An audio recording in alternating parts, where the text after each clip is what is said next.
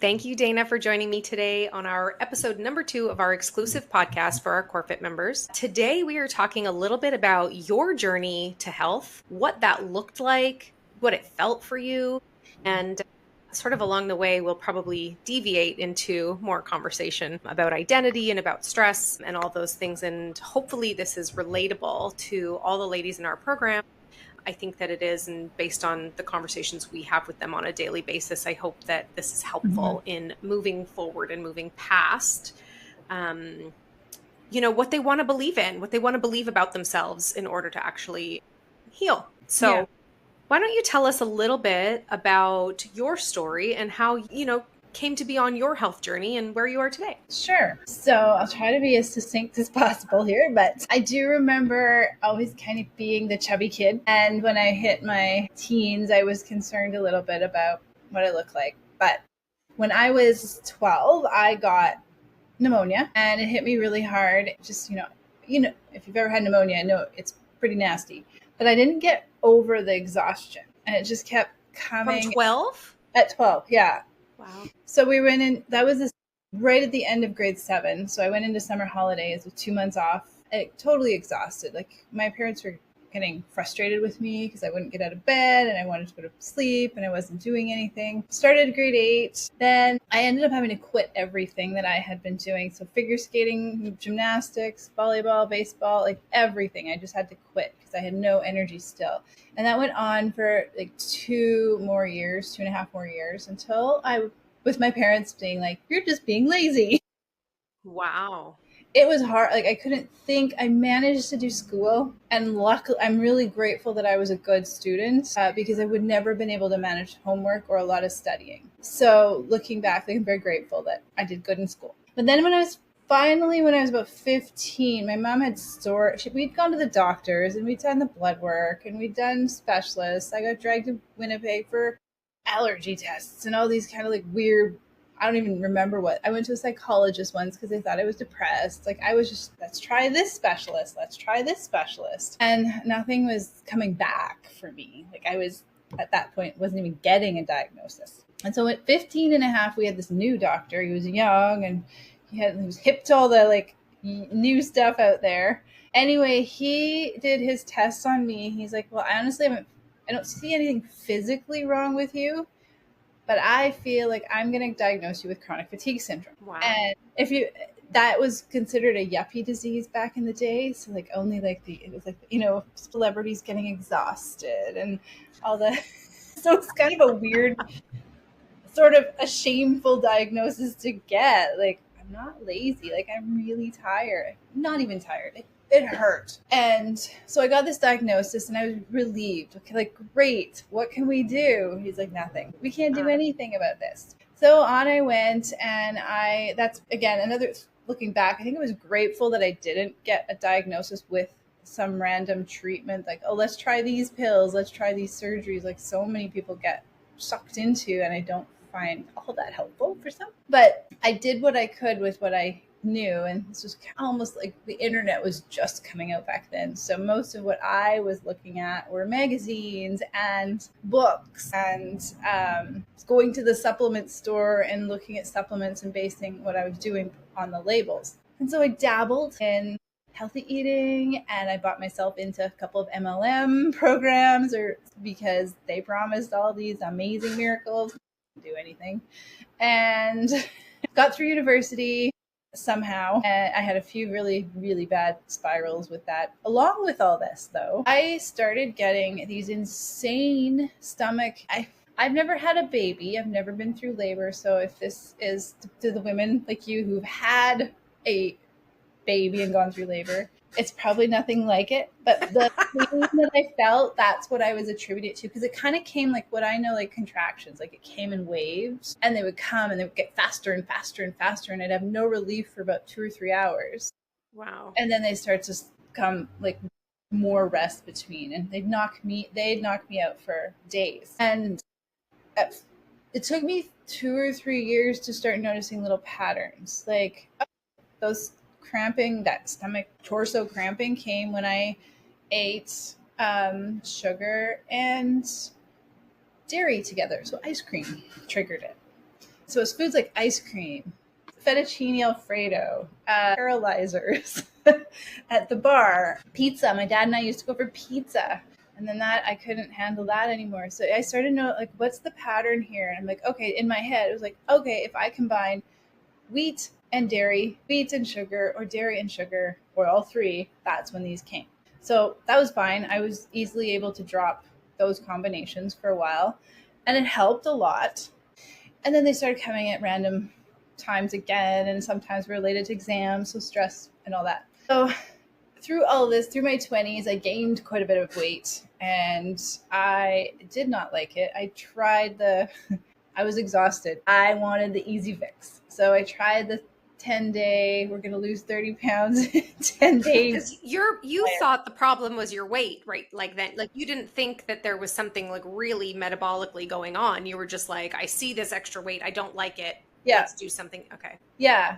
And I've been told there's nothing we can do about the fatigue. Right. So I'm like, well, I don't like how I look. So I'm going to start working on that. And I try to go to like the exercise more route. And I remember going to a kickboxing class with a friend one Monday night in university. I got home. I had fun. It was only an hour. I got home and I'm like, I'm tired. I woke up the next day and couldn't move. I stayed home for 3 days after. Like, it's not muscles, not because my muscles were sore from the exercise, because the fatigue just like killed me. Yeah. So I really struggled. And finally, like, I realized, dabbling in all these one-off like quick fixes was not helping. I remember doing what I had a boyfriend in my 20s who was like, oh, you need to eat better. I'm like, yeah, I probably do. So he started buying me more fruits and vegetables and feeding me better. And it gave me a little, like, just eating better, eating healthy, it kind of gave me a little bit more energy to get through work. But then he's like, I have this detox. I did this detox kit. You need to do this detox kit. And I did one. It was only 7 days. And like, honestly, didn't really notice the difference. I think I maybe lost like 5 pounds. And then he brought me back this other one. It's like, this is a 30-day detox, all in a kit, pills, really restrictive diet, really all that. I got about 8 days into it, and I got the worst cold of my life. Like, that didn't go away for about 5 months. I feel like I broke myself with that stupid detox. Yeah. And that can happen. If your body is like not, I'm going to use the word strong enough, but that's not always what I mean. It needs to be robust. A detox can be quite hard on the body. Mm-hmm. And if you're already pretty depleted, it's going to stop working. Yeah. So that was not fun. I'm like, I am never doing this natural route again. This was like when I was about 26. Never, ever. Oh, and then when I think my mom, I must have been about 28. I came home for the summer and she wanted family pictures. Reluctantly agreed, got the pictures. I don't even know if she sent them to me. She must have sent them to me. I don't think she was on Facebook yet, but she sent me that picture and I'm like, oh my God, I am mortified. I am huge. I look terrible. Like, I was just pale. I looked sickly. I looked awful. And that triggered me to like, you got to do something about this. So I went down a traditional weight loss route where I started watching when I was counting calories. I refused to go super low. Like, I did my FitnessPal. I refused to follow my FitnessPal's recommendation though, because I do like to eat. Well, that's also good because my FitnessPal's like baseline or just generic recommendations are terrible. I know. Yeah. And I know that now, right? Like, I'm like, oh, so I think I was like 1,600 calories a day. I started walking to work and walking home. That was all I could handle. That I did 6 months. I'm like, I'm going to commit to 6 months to lose 30 pounds. That's all I wanted to lose. I lost the 30 pounds at about 4.5, and I continued to lose a little bit more. And then when I was finished it, I felt quite a bit better, but still exhausted. Like, the fatigue, I still couldn't exercise. I still couldn't, I couldn't eat those combinations of foods, and I just still felt really restricted. And then, of course, I'm like, I'm done. I hit the goal. Now I'm going to go live my life again, because I sat in my house by myself for 6 months to lose that weight. Well, then I started gaining it back. And then I started that struggle of every Monday morning, gotta start again. And so it's funny because my last ditch effort at this, I was like, I've got to keep this off. I'm determined to keep this off. My last ditch effort back then was my cousin went off birth control pills and dropped a ton of weight, like that I'm like, oh, that's the miracle. So I wanted to get off birth control pills forever anyway. So I went and I had a tubal ligation so I could get off of them. And I didn't lose any weight. All it did was gave me explosive acne. Wow. Your Everywhere. body was like really sending you a lot of signals that you were Yes. ignoring. Oh yeah. Oh yeah. I was a mess. So I got this acne. I'm like, okay, that became my number one priority. Like I almost quit my job. Like, it was just awful. That's when I went and saw a naturopathic doctor. And she's put me on a couple of supplements. I went on seed cycling to clear the birth control hormones and that your hormones are a mess, girl. Clear them out. So she put me on seed cycling and told me to eat more fat. So I did that I still seed cycle to this day because it's not a miracle cure by any means, but I'm 46 and I am going to say that having been on it, doing this for 11 years is one of the main reasons I still don't have these perimenopause symptoms that so many women talk about. Also seed cycle. Do you? Yeah. I do. Yep. Yep. And Yeah. it's actually, again, not the miracle, but when I first tested my hormones years ago before I got pregnant with my son, I had post-menopausal level hormones, and I started seed cycling, and within 6 months I conceived him. Yeah.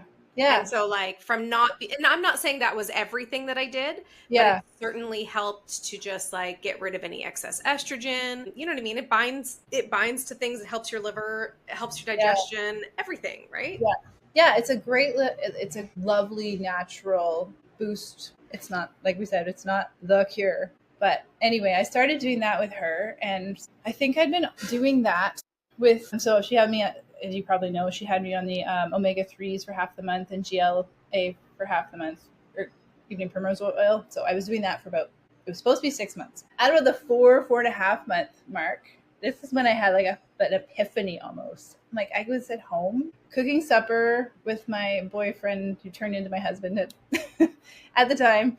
And he was mostly cooking, and I started playing and singing songs to my cats and just like jumping around. I'm like, holy crap, I'm happy. Like I have not been happy.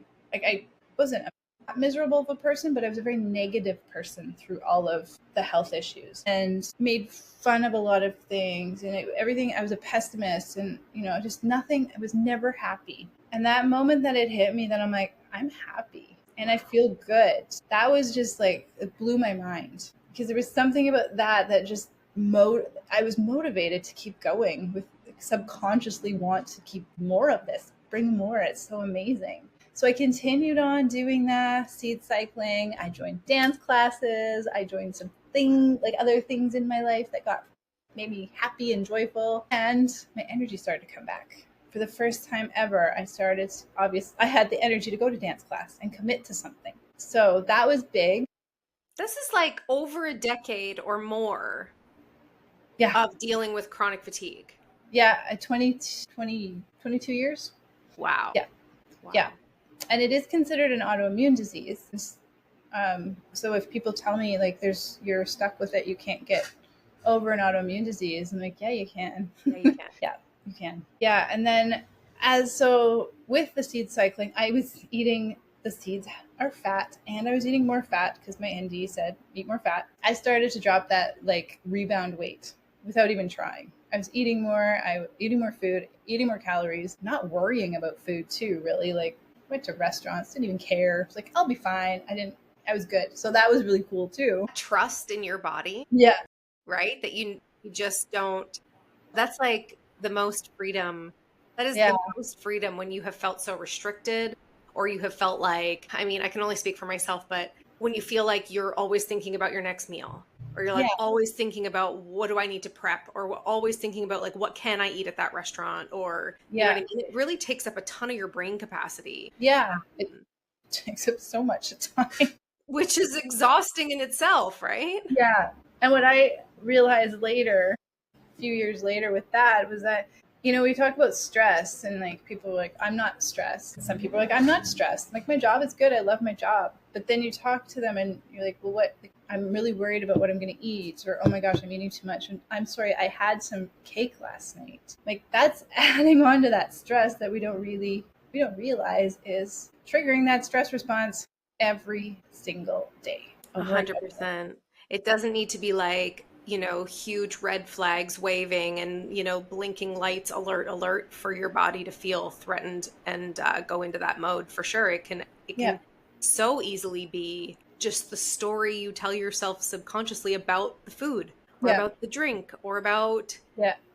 something happening in your future. For me, it was like I struggled so badly with digestive issues when I was in the thick of my stuff that if he was my boyfriend at the time, now my husband, would say, like, we're going to so and so's barbecue 2 weeks from Friday, I would like it would immediately um make me feel anxious about what I was going to wear, what I was going to eat like 3 days leading up to that day, because something I ate on, Wednesday could trigger how bloated I felt on Friday. Then I wouldn't fit into my clothes. Like it was like a whole thing. Yeah. Oh, I know. Like with for me, it was the weight, and it was like, well, that barbecue coming up. I'm like, oh God, I better like eat less the week going into it, and then I know I'm gonna overeat, and then I'm going to have to like diet like hard the next week, and it's just gonna be miserable. Or else when it was the like, oh my gosh, they're having lasagna. What do I do? Because I couldn't mix dairy and wheat. There's all that too. Because nobody like, yeah, it's not horrible. It's so interesting. I'm going to call out Kirsten, our client right now. She said to me on our last call, I think she said it on our group call just last week. So she also had struggled digestively for quite a while. And she said the other day, or she was on vacation. They were on vacation or with her family. She had said, and vacation can be really triggering on lots of people's digestion, Oh yeah. like not just like moving time zones, but like dehydration, different water, different bacteria, different food, out of control, comfort level, whatever. I hear that a lot. And she said for the first time that she can remember that she like just trusted that she would use the bathroom properly. Like there Mhm. was just no, she didn't even question it. And that felt really good. And I was That's like, good. that is such a huge win to just know that you're going to use the bathroom and it's going to be totally fine and you're not going to have to think about it. Yeah. Yeah, that Right? is a win. That's amazing. Yeah. Yeah. Yeah. Yeah. Yeah. Yeah. That's yeah, adding like taking that stress out of things. I think my final I was doing good, like I'd lost the weight, I was feeling good, I was energized, so I was exercising. And my final little like aha moment for me was I was trying to exercise like a man. The same thing every week over and over. And I remember going I love patterns. There's just something about patterns. And so I noticed that I had a Monday and Thursday run scheduled on my workout regime back then. And I noticed that I'm like, why 2 weeks ago could I do that 5K run without stopping faster than ever? And then 2 weeks later, I'm just dragging. I just want to like walk this. I'm like, this is frustrating. This is not why. Why is this happening? And then I started tying it back to my cycle. And then I'm like, and then I had to, there was a little bit of work to accept the fact that I am going to work out differently than everybody, fitness instructors, people tell you to. But as soon as I accepted the fact that my body does not want me to push it hard every week of the month, it doesn't want me to push it hard any week of the month these days, just with stuff, with heat and everything. But and so once I started tuning into my cycle for exercise, then I could start tuning into my cycle for like, there's still cravings, but cravings, like I don't crave junk food or stuff like a lot of people attribute to cravings. Like I'll crave soups or um, once in a while I do crave pasta, and I do have gluten-free pasta, like pasta with vegetables or eggs or meat. So like I crave apples. I crave apples. Like it's tuning into that has really helped me just figure out what my body needs, and it's made living so much easier. I just feel more in tune. I the stress that I was causing subconsciously through all that, like why can't I run every 2 weeks? Why can't I lose weight on this silly 10-day diet program? Why is this supplement not working for me? That's gone. And now I'm just more resilient to all stress. So, if a little story here, I guess this past couple of days, my friend and I went into the city with her truck, and her battery light came on, and we drove. She's like, "Oh, that's weird." So we kept driving, got into the city. Her truck wouldn't start the day we were leaving, and she's like, "Oh my god!" She was there for her passport. I'm like, "Don't worry, just go get your passport. I'll take care of your dog. Just go." She's like, "Oh my god, I don't know, but you have my dog." I'm like, "It's okay. I'm fine with Sadie." So she got her passport, came back, got the truck started, but now we can't stop the truck. Like, so we took turns shopping. And then we're driving home and she realizes she has no lights. So she's freaking out. I'm like, we'll just go. Don't worry. She's like, oh my God, we might not get home. I'm like, that's okay. We'll get close enough. We have people that'll help us. And then she stalled in the highway at a construction site. So we had to push the truck off the road and call mechanics and call for batteries. Anyway, in this whole thing, she said to me when we got home, she's like, you were just so calm in it. I'm like, well, what am I going to do? Like, get all weird and flustered and like freak out? Like, no, it's like, it is what it is. We'll figure this out. And we did. And like, there's legitimately always the solution. Like, you've lived Absolutely. 46 years and there has been a solution to Yeah. anything and everything you've ever come up against. Yes. And Yeah. if you can remember that in the times where you're really facing it, you can stay calm. Like, it might not be the way you expected, but Yeah. nothing ever is. No, exactly. Yeah. And I used to be that person that like cried. I would be a puddle on the floor if I knew it was happening. Every 6 months my rent went up. But I'd get that note under the door and I'd be like, it's going up $25. And I'd be like, oh, the world is ending. I'm not going to be able to afford to feed myself. Like, the stories that go off and just.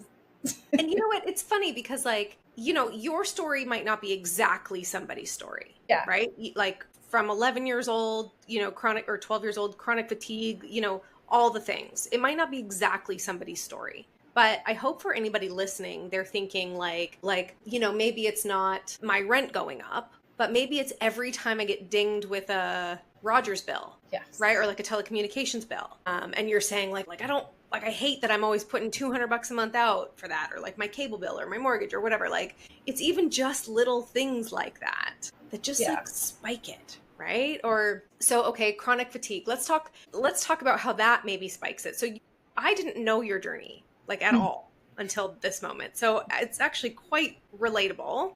Maybe again, not chronic fatigue, but when you were diagnosed at 12 or 15 and a half, sorry, you felt relief. How have you held on to that identity, if you have, till now? Was there a point where you were like, I have to let it go, I have to move past this? Like, can you tell me a little bit about that? Yeah, so like through my 20s, I used that a lot as an excuse to get out of things, as a reason why I couldn't, do something. And then I think once my energy started to come back, it started to flip a little bit. Like, I am energized. I am feeling good. I don't use it today for any reason, but I know it's there. It could come back because it's autoimmune. So I give myself that grace sometimes to take a day off from working out if I start to feel like I get weird little symptoms that like my muscles deep inside start to ache if I'm overtired.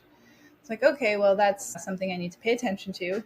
And so I give myself grace and I take a day off of working out, lifting weights, doing my cardio, whatever I'm doing. I might do nothing. I might do yoga. And I also I have been, as you know, I've been fostering kittens. And I've had a couple of batches where I've had to bottle feed them through the night for weeks. And that means getting up every 2 to 3 hours to feed these kittens, much like probably having a baby. Mm-hmm. And one reason I don't have kids is because, well, I wasn't really big on having them, but I knew I wouldn't be able to do it because I couldn't skimp on sleep. I can barely, even today, it's really hard for 3 weeks to skimp on sleep for me. But what I do instead of wallowing in it and like my body starts to want the pasta and the bread and the carbs. But I'm like, what I do is just remind myself that this is going to pass and this is who I am. And if I want to stay healthy and feel good, I have to eat the fats and the protein and the vegetables and drink my water and just support myself through those phases. And so I feel like I've dropped I have chronic fatigue crutch that I used to use. I definitely did use it, but it's turned and enabled me. I guess I've used it enabled me now to set some boundaries, which I think is really important for everybody, especially women who sometimes don't say no enough when they should be or they want to. And it's what I tell my clients, like, listen to your body in any way, shape, or form. Like, if you really feel like that's something you intuitively don't want to do, you can say no. I mean, there's some things obviously you have to do, but that friend that's constantly calling, come drop everything, come see me, drop everything, come help me. Like, if you're intuitively saying like no, then those are the boundaries that I've been able to establish, realizing I have to support myself through this Yeah. Yeah. problem. So, two questions then for you. When you, like today, the fostering the kittens scenario, you start to feel like really deep inside your muscles, like that old feeling, you need to do something. You want those comfort foods like the bread and the carbs. Like I get that. I get that too. When you say support yourself, what are you actually doing? Are you talking to yourself? Are you coaching yourself through it? Are you stepping outside of that tired Dana and saying like, are you like really logical about it? Like tell me what supporting yourself looks like to get you through the process. Yes. I think it would be logic probably, and yes, it's a little pep talk. Like, okay, what do you need? What does your body need for energy right now, and to help you sleep when you get to sleep? And so for me, it's I find some super easy. I'd call them almost appetizer like recipes, and I make hard boiled eggs. I make like chopped vegetables and hummus, and I just have all that on hand so that through the week it's just I just eat it when I'm hungry, and that supports keeping me energized. And yeah, there's always that little reminder like, how are you going to feel if you eat that box of craft dinner? Well, I'm Hmm. not going to feel good. So does Is it worth not it? feeling good, does eating that box of Kraft dinner, maybe it's somebody's popcorn, maybe it's Yeah. somebody's pasta, maybe it's somebody's wine, does giving in to that and going, I'll just deal with feeling like crap for a little while, ever take over and actually win? Every once in a while it might, yeah, yeah. Usually it just, yeah, if there's just those nights where you're like, I am so exhausted, I don't want to do anything. Yeah, there's just Yes. nothing else. I'm like, I don't care Yeah. how it's going to feel later. I'll deal with it then. I just need to do this thing. Yeah. And then I think I've got this little routine where if I do overindulge on something, I know what to do the next day to like bounce myself out just based on what my body, like I have 15 years of doing this, Yeah. you know? So for me, it's like, okay, I know for wine, if I like wine, I've had a few too many glasses sometimes, I admit, and Every wake up, woman. right? And you wake up the next day and you're like, okay, I don't feel so awesome. So bring on the ground flax seeds and bring on the broccoli and the beets and all that stuff, right? So that for me in my brain, I always think about food as maybe that's why it works for me, because I think about food as its function, not as like what's going to taste good and make me feel good in the moment. It's more like the function of the food. Oh, that like ground flaxseed, that's going to help get rid of the alcohol and the estrogen that's building up, and I'm going to feel better. 100%. I relate to that. I do the same thing. I mean, there's always going to be times, like I can't stress this enough. There's always going to be times where, I'm going to say that weakness wins. Okay. And I'm not calling it a weakness like you failed. Hmm. Okay. But there's going to be times where you want to be social with your girlfriends or your husband, and you know what I mean? And like enjoy Yeah. a couple of drinks. Like life still exists beyond your, perfect, amazing food, which we can still call perfect and amazing. That's fine. And I think the trick is that if you allow your weakness to win, then just let it be what it is. And like Hmm. the next day go, okay, like now I've had a great night's sleep. I can wake up and have a logical brain. Maybe, part of the reason why you overindulged in the first place was because you didn't get enough sleep, or, Hmm. you know what I mean? Because, I mean, who knows? Because there was something stressful going on in your world that day, or things didn't go your way. So you had an emotional reaction, and that's okay. We are not only logical beings, No. right? And you certainly didn't fail, and you certainly didn't fall off track. That's also part of this, like trusting yourself that the next day is just going to be like, okay, I'm going to get Yeah. up and I'm going to have some flaxseed with some beets, and I'm going to, whatever it is that you need to do, Yeah. like for you, right? Yeah. Yeah. And I think people need to remember that for like all kinds of things, like not just their diet, but also their exercise routine. I think that when people fall off this exercise wheel, they Yeah. think like just like the whole world is going to fall down, when really like just get out and go for a walk if you want to. Like it's not Yeah. that big of a deal. And in the more you put the pressure on it, the more that stress spike happens and the more you're Yeah. sort of in that cycle. Yeah.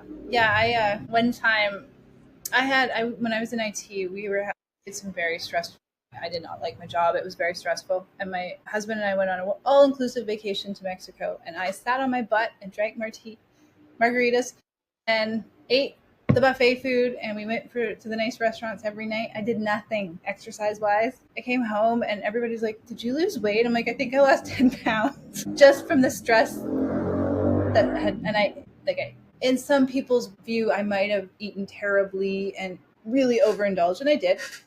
Because I didn't care. I'm like, I'm eating and I'm not moving, and just 1 week of laying on my butt, and yeah.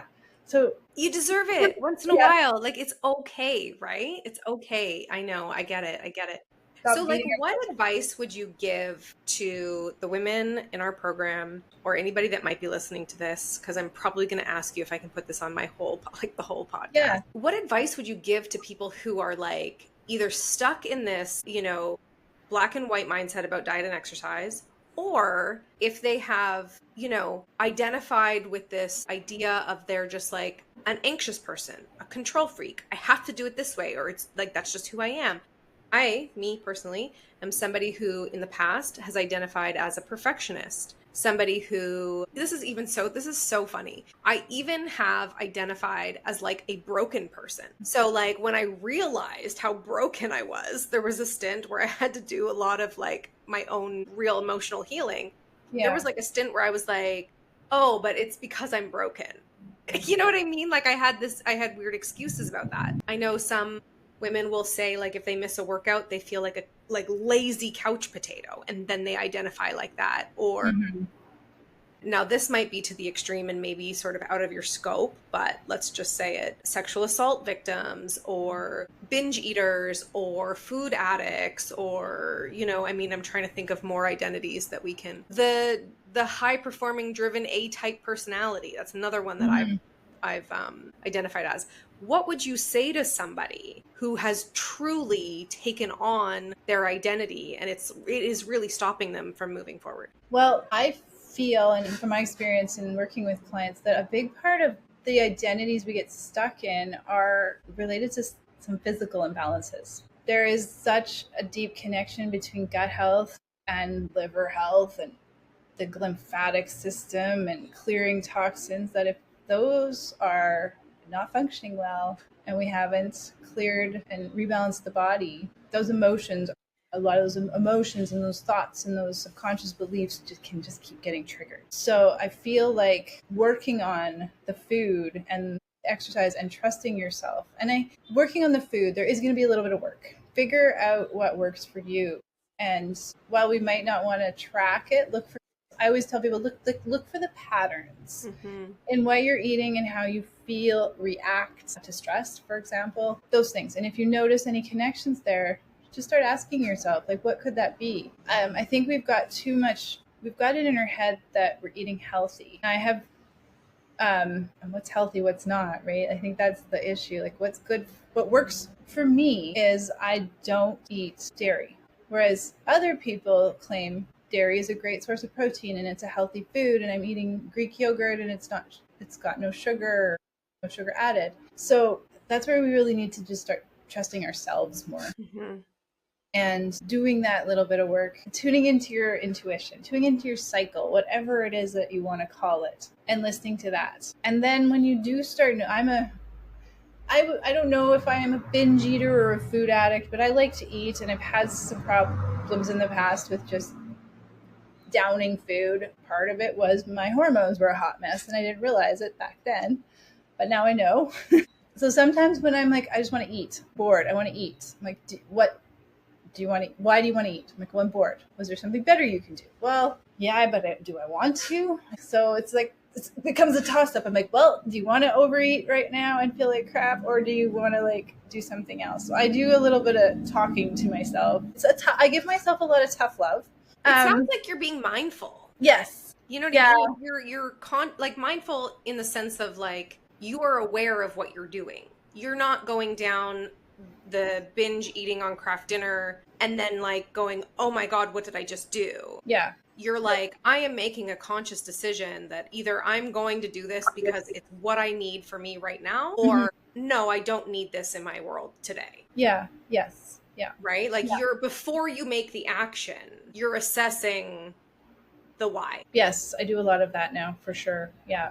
And I really feel, just bring it back to the food, like I really feel that we can't regulate a nervous system or manage stress without doing the physical improvements and fueling the stress response and giving it what it actually needs to be regulated with food. 100%. And it is that, like, I'm a holistic nutritionist. It's that holistic approach that I really have found so effective. And so while working with you, while it might look like, oh my, 4 months, 12 months is a long time, well, it took me about 5 years to figure out, like, from the start of that seed cycling until me being like, I've got this exercise thing figured out. That was 5 years, and I failed a lot, and I trialed myself and screwed up a lot. But it's once we just sit down and accept that we've got to change, it's okay to change. And you've got to change, but you also get to eat good food. Like, I eat better, more delicious food now than I ever did before I went off birth control pills. Yes. You get to eat delicious food. And the other thing is that you get to change. Like, who wants to be the same person they were at 20? I sure as hell don't want to be the same person I was at 20. You know what I mean? And you know what, to that point, I was talking with some friends this week, and it just, like, it's so funny how the universe works. Like, I've had 3 girlfriends come to me, all of them trying to conceive, and just like totally, like, they don't know, none of them know each other. And we've just been talking, and they've been asking some questions about, you know, gut health and whatever, and happily to talk to them. And the first thing when I say, like, gluten is probably something you should take out. If you haven't already, it's pretty inflammatory. You've already told me there's some gut issues going on, and how much they don't want to do it. Like, it's like immediate, like, No. I don't think I can do that. It's too hard. I don't really eat that much anyway. And like, I can see that where their mind goes, they're just like, oh my gosh, I don't want to make this change. This is way too hard. Right? It's interesting because I think at the end of the day, I am not a very pushy person, whether it's my coaching or, like, I'm certainly not pushing things on friends. I ask them, can I give you some advice? They say yes, this is what I say. At the end of the day, what are you motivated by? Right? Like, when I got married, we knew we wanted to have kids, and I knew that I wasn't well. And so I went down a journey, not only for the fact that I wanted to have kids, but like, I just wanted to be well, right? And so what was the most important thing to me at that point? Mm-hmm. I saw, just like you, healing the body and then eating the right foods and giving up the things that just don't work for my body. That's not a laundry list of items. It's a couple of things that I'm just like, you know what? I'm not doing that because I don't want to feel like crap. Yeah. But like, at the end of the day, a lot of our struggles can be prevented if we just take a step back and go, like, what am I choosing? What am I motivated by? Yeah, and you didn't actually say it, but you said you wanted to have kids. But you also, I can feel under that, you wanted to conceive, have a healthy child, and be available for that child, not sick, postpartum, all that. You want to be there for their life. You know, like, it's not just about the little thing. Like, for me, if you'd asked me when I was 25, like, I just want energy. But in reality, like, I wanted friends. I wanted a life. I wanted to do fun things. I wanted to travel. I wanted to be able to go on a hike. Like, there's just all these, and hold a job and be confidently hold down a job that I was good at. Like, there's, you know. 100%. And then you think about the weight loss piece, right? So what we kind of do, what is the why behind that? What is the motivator behind that? It's not, because it certainly is not the number on the scale. Like, we can all be attached to the number on the scale, but like, I'm not trying to lose weight to like be like, oh, well, now it's at 130. Last week it was 140. That's not the motivator. The motivator is, I want to feel good in my clothes. I want to feel good when I step outside and go to a restaurant on a date night with my husband. I want to know my husband can't keep his eyes off me. Mm-hmm. I want to feel strong in my body. You know, like, I want to be able to go on a bike ride or run around my backyard with my 2-year-old and not feel like I'm exhausted. Like, and the really big picture there is, people's health are declining very fast. Young people's health are declining really fast in our world these days. My husband and I had a friend at 39 years old die of a heart attack last year, leaving 3 babies, like 3 kids under 3. That is the last thing I ever want to happen to my child. You know what I mean? And so it's not just about the weight, but it certainly is like, okay, I know that that piece to the picture Yeah. makes everything else harder, Yeah. right? When I think about that, when I lost, so I said I lost 30 pounds. My goal was to lose 30 pounds. I ended up losing 38, 39. At that point, people were like, oh, wow, you lost 40 pounds. Yeah, still looked terrible. I was being called a bobblehead. God, And I people are still had ruthless. and I still had this stupid flabby tummy that I hated. But worst off is I had cat. I'm a cat lover. I have always had cats. I had cats. I had a underground parking in my condo. I could barely carry their litter up on the elevator up to my apartment. I could barely, it was like 6 trips to get my groceries. Like, it was frustrating. And then I started working out more properly, like going to the gym and like moving a bit more and building muscle. And I gained almost 30 of those pounds back in muscle, and I loved how I looked. Finally, Yes. I had was strong. I like could wear anything, and it was kind of cool to like, yes, to be superficial, but it was cool to walk into the like jeans store and then be like, oh, you're easy to fit. 100%. I used to take pride in the fact that my hips and butt and legs were muscular to the point where I'd have to go up in size in my waist and Yeah, have to have my pants tailored because I was like, my legs are so strong. Just yeah, weird and not the same after pregnancy, by the way. no, But yeah, it is so much more, right? So yeah, we have to think about like our big motivator, our big why. Why are we making those decisions every single day? And we have to really get mindful about it. And what I hear you say and how I sort of interpret it is like I will coach myself through those uncomfortable times by hmm talking to myself. And there are times where that weakness wins and I'm like, screw it. This is what I'm doing tonight. yep, I'm going to feel like crap tomorrow, but whatever. But again, I don't hold on to it anymore and we just move on because there's nothing that I haven't survived so far. That's yep, kind of like my thing. Like there's nothing that hasn't worked out. There's no, nothing I haven't survived. I'm not going to worry about something that doesn't exist today. Eckhart Tolle wrote in what is his big book? I can't remember the name of it off the top of my head, but he said when you worry or when you live in the future, like when you're anxious and you're living in the future, you're worrying about things twice. Like you're worrying about something that hasn't happened and then you're worrying about it when it does happen. And I think about that all the time. Here's a stressor that is just an external stressor. We have an elderly dog. She's 16 years hmm old. She's not well. We know it is coming to an end. Like, we know yeah, this. She's been with me since she's 8 weeks old. So I've had her whole life. And I try, this is something I coach myself through to not worry about it today. Because yeah, if I worry about it now, then when it happens in 2 weeks, or it happens in 4 weeks, or it happens in 10 weeks, I'm suffering through it then too. yeah, You know exactly. what I mean? And then you miss your moments Yeah, you're right. in the meantime, right? And so you can say the same thing about the way you choose to eat, or if there's that barbecue 2 weeks from now, or you hmm know, I have a stressful business trip coming up and I don't want to gain weight or vacation, or like it doesn't matter what the thing is that's like making you go there. You're Yeah, also preventing yourself from like living your life because you're constantly concerned about it when you don't need to be. yeah. I was more of a rehash the past kind of person. Oh, you were living in the past. Eckhart Tolle also has something about Yeah, that. I where think, you're, I yeah, don't know what the saying was, but anyway, yeah. yeah, where if I said something in a meeting, I'd spend like hours ruminating. Did I say the right thing? Did I offend them? Like, oh my God, what happened? Are they going to talk to me tomorrow? Like, oh, like just that would I've go been on. there too.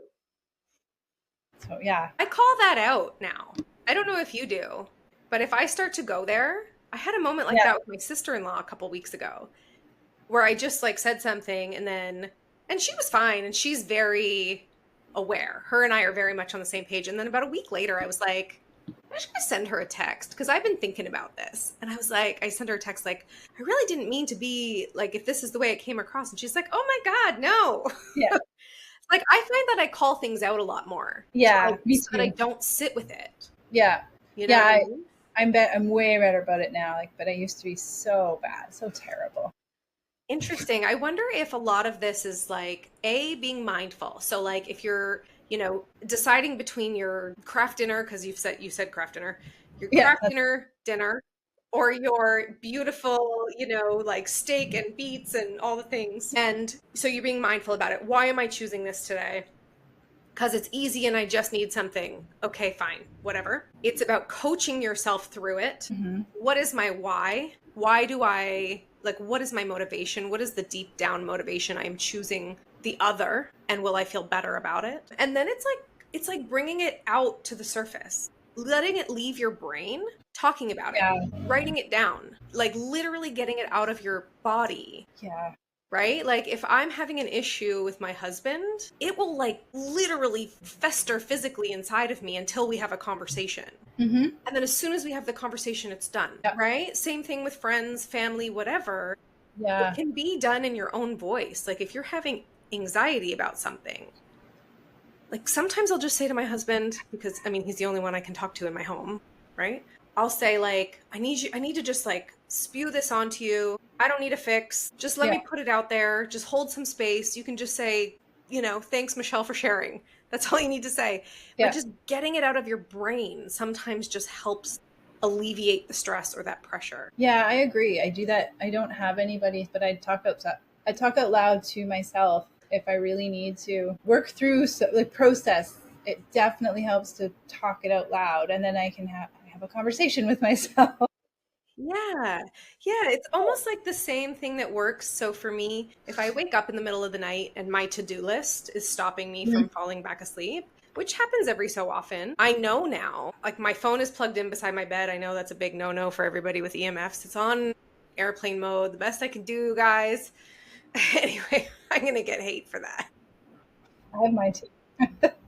I will open my phone and yes, the blue light. Yes, it's all bad, but I'm still not sleeping anyway. I will text myself my to-do list. I'll Yeah. be like, "Oh, I got to pay that bill. Oh, I got to make sure I email that person back. Oh, I got to make sure I post a podcast." Because otherwise, if I don't get it out of my head, I'll be Mhm. awake for another 2 hours, literally thinking about it, like over and over, as if my brain is trying to not let me forget. Like, don't forget, don't forget, don't forget. I know. I had that the other night. I was laying in bed about to fall asleep. I'm like, if I don't write these things down, I'm never going to fall asleep.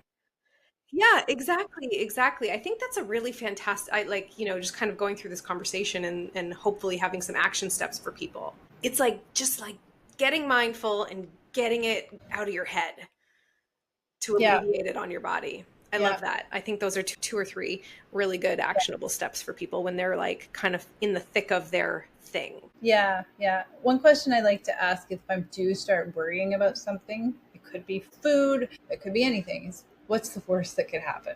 100%. Because then you start thinking about that and like, that's not that bad. That's not that bad. Like if I eat this cookie, Yeah, what is the worst that's going to happen? My belly might hurt a bit, yeah. you know? I might want another. Might want another. Yeah.